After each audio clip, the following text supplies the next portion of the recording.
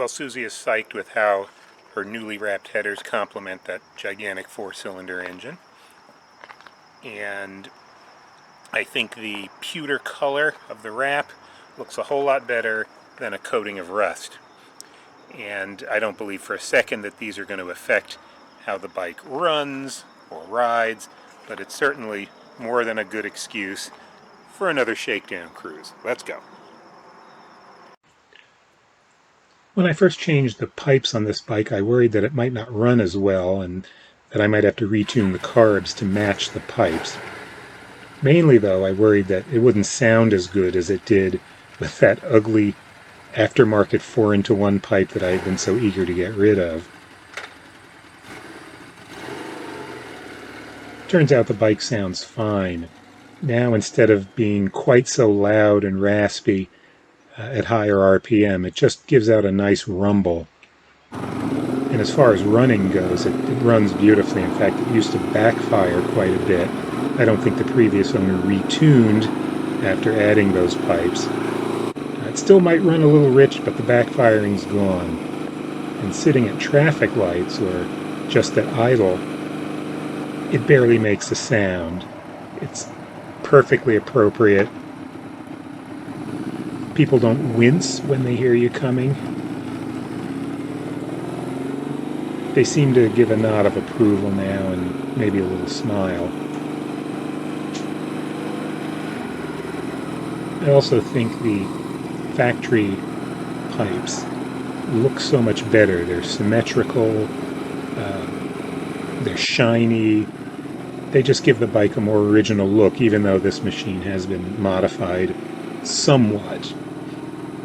Oh, look on the left, Rare Bird, a Pontiac Transport minivan. So we're heading back to the early 90s with that one. Can't remember the last time I saw one of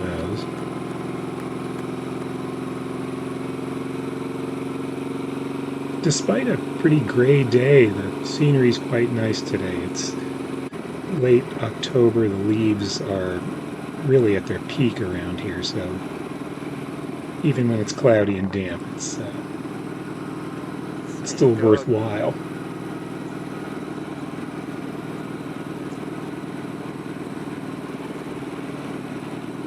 Yeah, you better believe we're going to yield to pedestrians. We're trying to maintain some sort of a decent reputation for motorcyclists in general. Seems futile sometimes.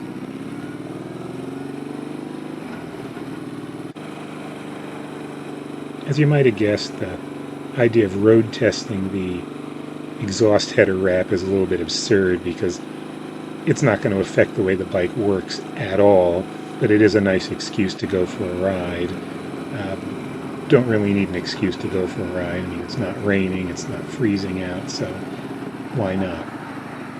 Trying to find as many curvy roads as possible in the kind of hidden in the suburban grid where I live. There are also quite a few nice, more rural districts nearby if we want to stretch it into a few hours, which we won't be doing today. We just don't have the time for it. It's so often the case, it's kind of sad. One of my favorite groups, Arcade Fire, from the early 2000s, sang really unflatteringly about the suburbs, but I have to say I like living in the burbs and living and riding. There's always a good coffee place nearby where you can stop and collect your thoughts, make a journal entry or two before continuing the ride.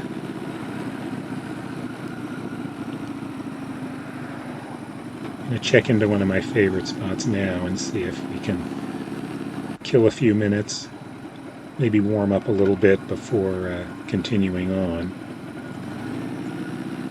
And there's a parking space right in front. How about that? So convenient. Convenient maybe, but they were about to close, so I had to find one of my other favorite spots. Just an espresso and little people watching. Perfect way to finish up the day. Of course, I stayed too long. I don't like riding in the dark, but it happens a lot. It's especially when I order a second and third espresso. So, a little amped up but happy. No worries, and thanks for watching.